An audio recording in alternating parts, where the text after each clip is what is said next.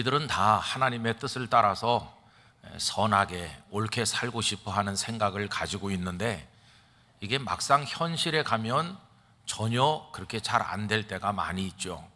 여기에 이제 우리의 딜레마가 있습니다. 이미 잘 아시는 얘기지만 제가 부산에서 목회를 하게 되는 경위도 역시 그러했습니다. 제가 생각할 때 성도들은 하나님의 뜻에 순종해야 된다, 너무나 당연한 명제지요. 더구나 전도사, 목사, 소위 주의 종이 될 사람은 더더욱 그러하다 생각을 했습니다. 그래서 신학교에 입학하면서 어느 임지를 찾아갈 때 유분리를 따지지 아니하고 하나님께서 제일 먼저 연결시켜 주는 곳이라면 거기가 어디든지 가겠습니다, 이런 기도를 누가 시킨 것도 아니지만 제가 자발적으로 드리기 시작을 했습니다. 그 기도를 계속 여러 수년 동안 했죠. 그런데 여러분, 현실이 다가오니까 그게 기도대로 되지를 않더라고요. 기도는 쉬웠어요. 기도는 그냥 입에서 나오는 대로 하고 끝나니까 쉬웠는데, 기도대로 순종하는 것은 굉장히 어려웠습니다. 이제 부산의 그 교회에서 저를 오라고 하셨을 때 그 기도대로라면 당장 갔어야 되는데 저는 바로 거절했어요. 나이가 어리다, 경험이 일천하다 등등의 핑계를 대면서 바로 거절했습니다. 기도는 수년 동안 하고 그걸 손바닥 뒤집듯 뒤집는 데는 몇 분 안 걸렸어요. 이게 부족한 저의 모습이죠. 우여곡절 끝에 결국은 그 교회 가서 목회를 이제 하게 되었습니다마는 그 과정을 통해서 참 깨달은 게 많습니다. 나라고 하는 존재는 마음에 어떤 소원이 있어도 현실에 부딪히면은 그것을 다 포기하는 어리석기도 하고 연약하기도 한 존재구나, 저 자신에 대한 깨달음을 가지게 된 것이고요. 또 하나는 순종의 각오가 들어있지 않은 기도는 아무리 오랫동안 기도를 해도 그건 하나님을 기만하는 것이지 온전한 기도는 아니라는 사실을 알게 됐습니다. 여러분, 우리가 아무리 수년 동안을 반복적으로 집중해서 기도를 한다고 해도 순종할 마음의 준비가 없이 하는 기도는 기도가 아니에요. 나중에 손바닥 뒤집듯이 다 바꿔버리고 마니까 이걸 어떻게 온전한 기도라고 할 수 있겠습니까? 그래서 그 다음부터는 순종할 각오가 없는 값싼 기도는 하나님 앞에 드리지 않아야 되겠다, 이런 생각도 하기도 하였습니다. 바벨론의 포로로 끌려간 유다 백성들이 그와 비슷합니다. 이미 아시는 것처럼 남왕국 유다는 바벨론에게 멸망했지요. BC 605년 1차 침공, BC 597년 2차 침공, 그러다가 BC 586년에 예루살렘이 함락되면서 완전히 멸망했습니다. 그 1차, 2차 침공 때 그리고 멸망할 때 무수하게 많은 사람들이 포로로 끌려갔습니다. 여러분, 포로로 끌려간 백성들의 간절한 소원이 뭐였겠습니까? 다른 게 아니죠. 언제 이 포로 상태에서 풀려나서 그렇게 그리워하는 고국 땅에 예루살렘에 돌아갈 수 있을 것인가? 그게 그들이 학수고대하는 것이고, 얼마나 많은 시간 동안 눈물을 뿌리면서 하나님 앞에 기도했겠어요. 그러다가 연세가 많아서 그 땅에서 세상 떠나시는 분들은 얼마나 원통했겠습니까? 아마 임종을 하면서 자녀에게 말했겠죠. 이 애비는 여기서 이렇게 생을 마감하는데 너무도 원통하다. 그 예루살렘, 우리 고향 땅, 거기 보지 못하고 이대로 가는데 하나님이 우리 백성을 버리지 않으실 테니까 언젠가 우리를 돌아가게 할 날이 올 텐데 제발 부탁하는데 너는 꼭 돌아가라. 돌아가서 성전을 재건하고 하나님의 백성으로 살아라. 이렇게 유언하지 않았겠어요? 그러면 그 자녀들은 걱정 마십시오, 반드시 우리가 돌아가겠습니다, 이렇게 했겠죠. 그런데 여러분, 이게 그렇게 쉽게 된 게 아닙니다. 그렇게 돌아갈 날을 기다리고 눈물 뿌리면서 긴 세월을 기도를 했는데 어느 날 믿기 어려운 소식이 전해졌어요. 페르시아의 고레스 왕이 유다 백성들은 다 돌아가서 성전을 재건하라, 그런 깜짝 놀랄 명령을 내린 것입니다. 그 말씀이 에스라 1장 1절 이하에 나오는데 제가 읽어드리도록 하겠습니다. 바사왕 고레스 원년에 여호와께서 예레미야의 입을 통하여 하신 말씀을 이루게 하시려고 바사왕 고레스의 마음을 감동시키심에 그가 온 나라에 공포도 하고 조소도 내려 이르되, 바사왕 고레스는 말하노니 하늘의 하나님 여호와께서 세상 모든 나라를 내게 주셨고 나에게 명령하사 유다 예루살렘의 성전을 건축하라 하셨나니 이스라엘의 하나님은 참 신이시라. 너희 중에 그의 백성 된 자는 다 유다 예루살렘으로 올라가서 이스라엘의 하나님 여호와의 성전을 건축하라. 그는 예루살렘에 계신 하나님이시니라. 여러분, 이게 하달됐을 때 그 유다 포로들은 이게 꿈인가 생신가 얼마나 흥분하고 기뻐했겠어요. 막 얼싸안고 눈물을 흘리며 춤을 추고 기뻐했겠죠. 그들의 그 감격이 시편 126편 1절 2절에 잘 표현되어 있죠. 여호와께서 시온의 포로를 돌려보내실 때에 우리는 꿈꾸는 것 같았도다. 그때 우리 입에는 웃음이 가득하고 우리 혀에는 찬양이 찼었도다. 그때 문나라 가운데서 말하기를 여호와께서 그들을 위하여 큰 일을 행하셨다 하였도다. 백성들이 얼마나 기뻐하는지 감격했을 거예요. 자, 그러면 여러분, 그 다음에 어떻게 됐나요? 그렇게 돌아갈 날을 기다리고 눈물을 흘려 기도했으면, 이제 돌아갈 수 있게 됐으면 모든 유다 포로들이 다 준비해가지고 예루살렘으로 갔어야 되잖아요. 그게 그들의 소원이었잖아요. 그런데 정말 뜻밖에도 간 사람 얼마 되지 않아요. 대부분의 사람들은 바벨론에 그냥 눌러 앉아 산 것을 볼 수 있어요. 여러분, 이게 참 이상한 겁니다. 그렇게 기도했건만, 그렇게 소원했건만 현실로 다가오니까 그대로 한 사람이 얼마 되지 않는다는 거예요. 이유가 무엇일까요? 돌아가도 좋다는 얘기는 그들에게 큰 기쁨이었지만 동시에 현실적인 복잡한 이해타산을 따져야 되는 고민도 가져왔습니다. BC 605년이 첫 번째 포로가 된 건데, 그리고 고레스가 돌아가라고 한 건 BC 536년이거든요. 70년이에요. 먼저 간 사람은 벌써 70년을 그 중에 사는 겁니다. 70년 짧은 세월이 아니잖아요.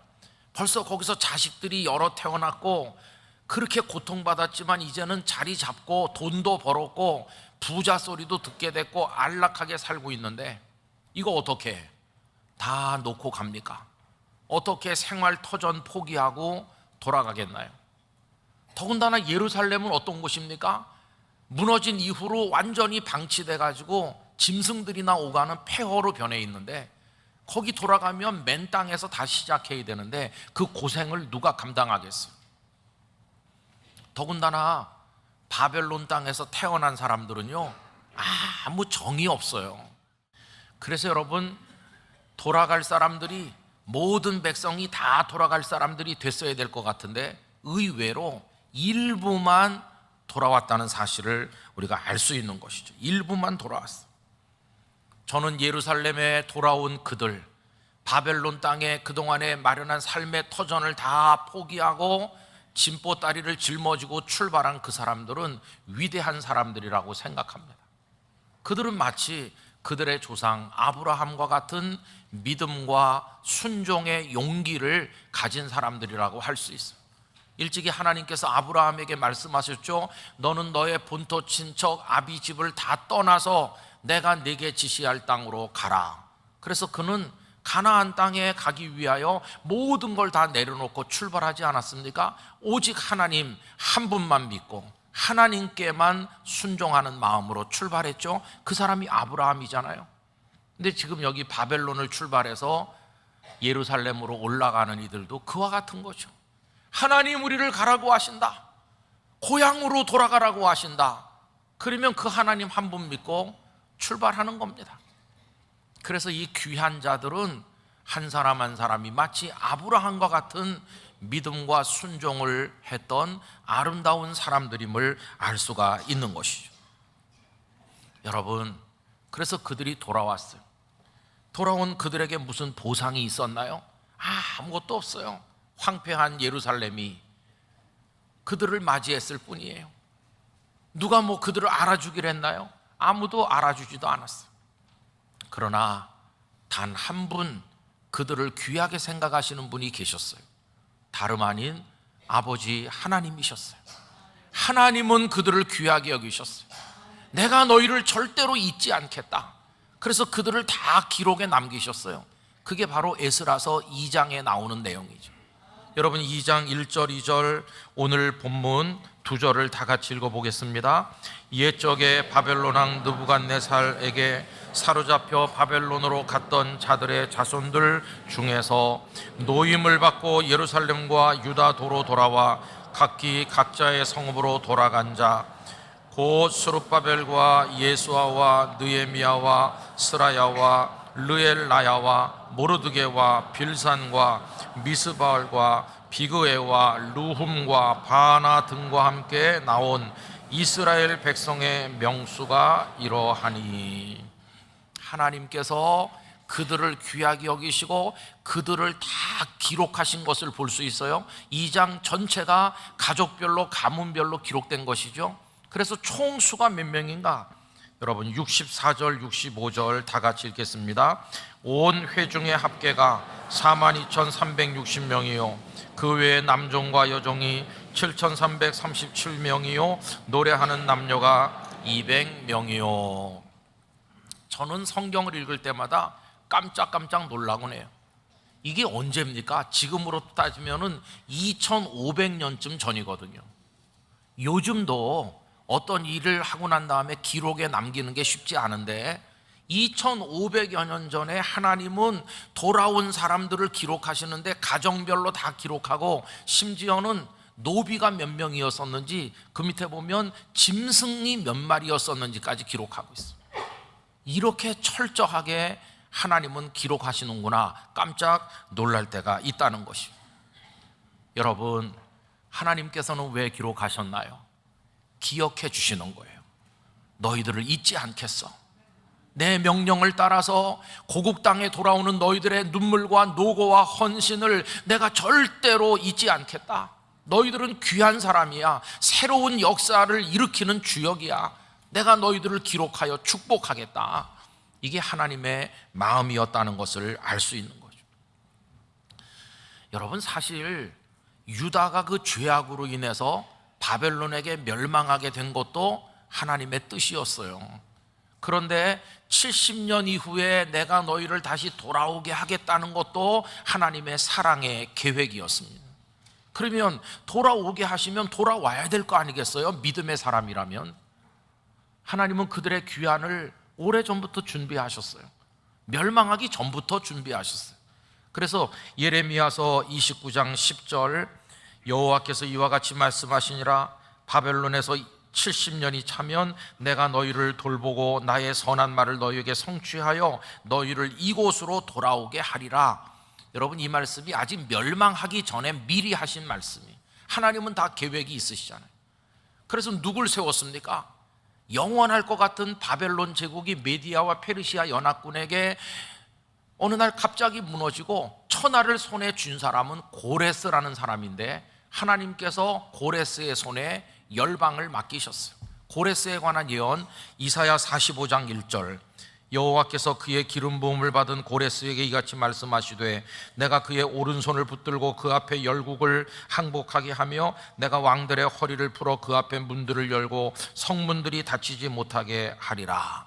고레스가 천하를 손에 쥐도록 은혜를 베푸신 분이 하나님이셨어요. 그럼 고레스는 무슨 일을 할 사람인가? 백성들을 돌려보내서 예루살렘을 재건하게 할 사람이라고 44장 28절에 나오죠. 고레스에 대하여는 이르기를 내 목자라 그가 나의 모든 기쁨을 성취하리라 하며, 예루살렘에 대하여는 이르기를 중건되리라 하며, 성전에 대하여는 내 기초가 놓여지리라 하는 자니라. 하나님께서 고레스를 준비하시고 때가 되기를 기다렸다가 약속하신 70년이 딱 찼을 때 백성들을 돌아가라 이렇게 하신 거예요. 그러면 이 포로로 끌려간 백성들이 그렇게 오랫동안 돌아가게 해달라고 눈물로 기도했으면 하나님께서 돌아가게 하셨을 때 전원이 다 돌아왔어야 되잖아요. 근데 그게 아니었어요. 대부분의 유대인 포로들은 이제는 바벨론이 살기 좋습니다, 여기가 그냥 좋아요 그러면서 눌러 앉았어.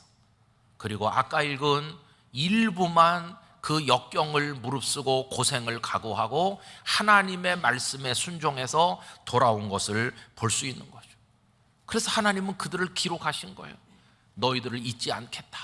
너희들이야말로 새로운 역사의 주역이다. 너희들을 기록해서 내가 영원히 축복하겠다. 이런 마음으로 하나님은 기록하셨다는 것을 알 수 있어요. 우리 성도 여러분, 하나님께서는 과거에만 기록하신 분이 아니라 오늘도 당신의 뜻에 순종하는 사람들을 기록하고 계시다는 걸 알아야 됩니다. 저는 오늘 예배하는 모든 성도들이 하나님의 책에 기록되는 분들이 되시기를 축복합니다. 반드시 우리도 기록되어야 되는 거죠. 하나님의 책에 기록된다, 큰 축복이에요. 시편 1편 복 있는 사람을 얘기하는데 시편 1편 5절에 이런 말씀이 있어요.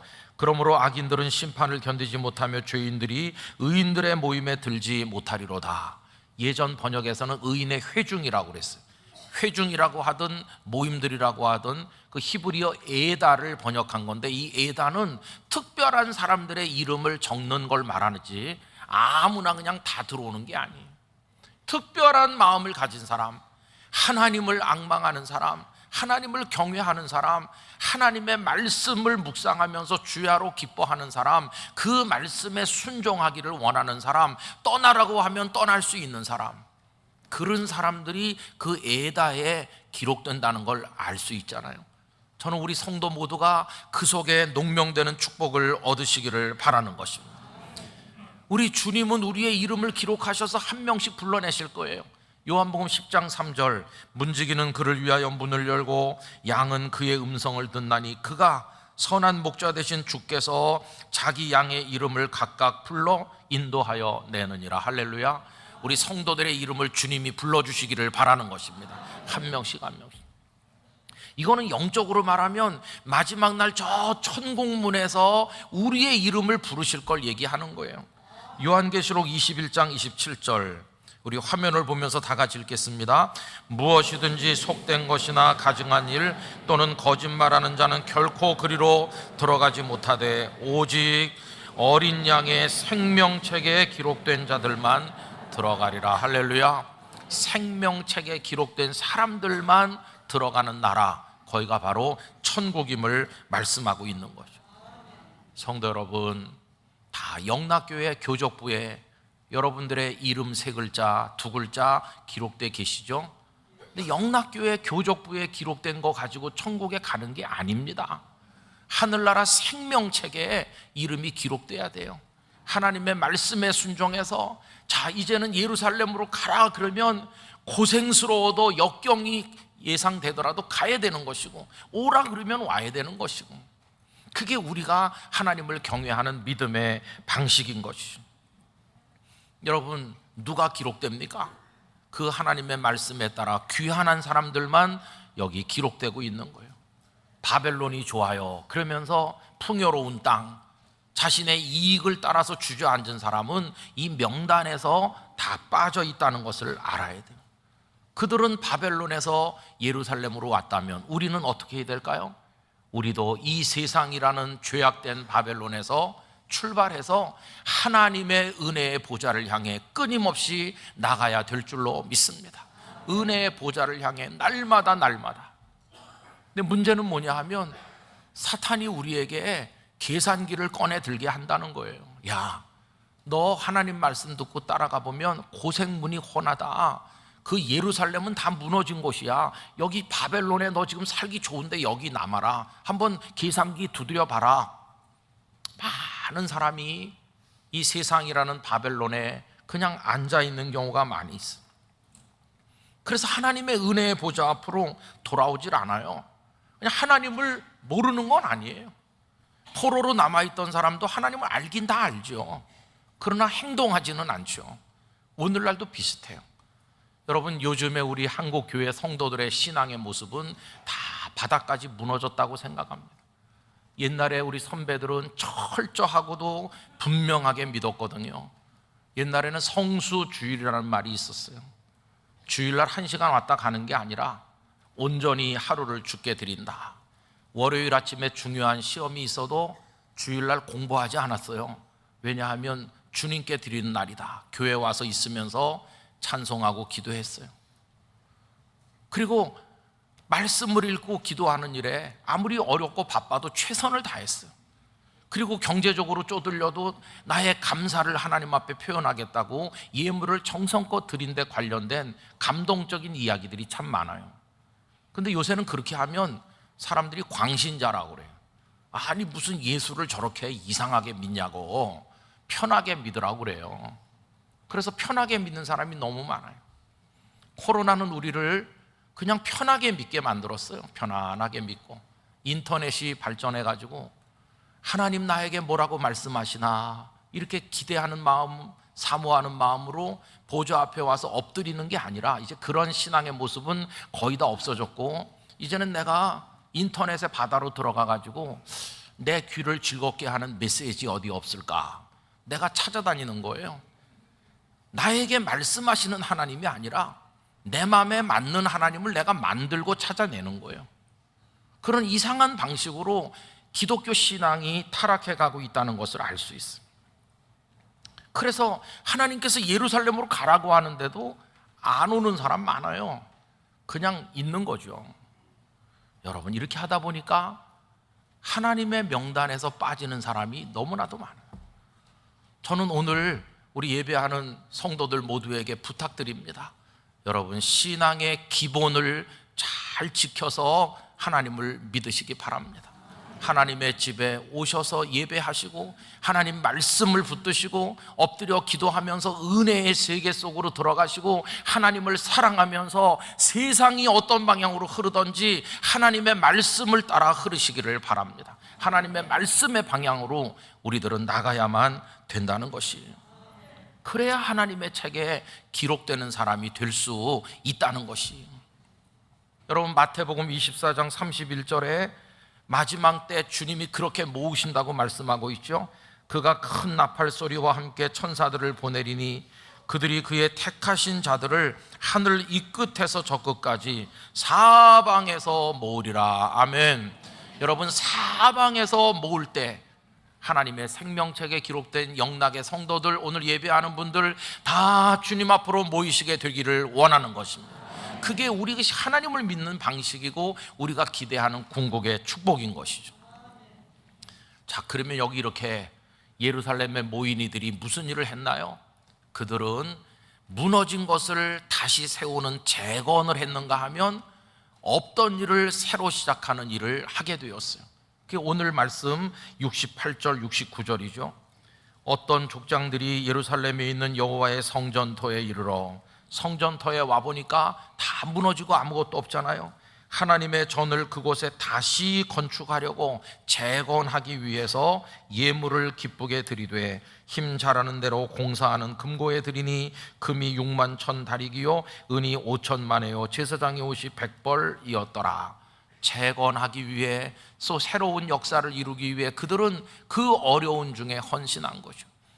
우리 성도 여러분, 우리도 무너진 것들을 재건해야 됩니다. 우리 기도의 재단도 재건해야 되고 예배도 재건해야 되고 우리 영락교회 과거의 아름다운 거 다시 재건하기 위해서 노력을 해야 되는 것이고 새로운 역사를 위해서 우리가 또 일어나야만 되는 것이죠. 이분들이 기도했고 물질을 바쳤고 헌신했는데 우리도 이 일을 다 감당할 수 있어야 됩니다. 여러분, 인생은 영원한 게 아니죠. 짧게 지나가는 거지만 그 사람의 인생을 어떻게 평가할 수 있을까? 그가 가졌던 재물이나 누렸던 부귀영화로 평가되는 게 아니라 그가 하나님을 얼마나 바라봤나, 하나님께서 가라고 하실 때 가는 순종의 사람이었나, 하나님이 이루시는 역사에 믿음으로 응답하는 주역으로 살았는가, 그렇지 않은가, 이것만이 중요하다고 생각합니다. 여러분, 우리 모두 허리띠를 동여매고 다시 어금니를 꽉 깨무는 각오를 가지고 내 믿음부터 재건하고 우리 가정도 다시 재건하고 하나님을 향해 나가겠습니다.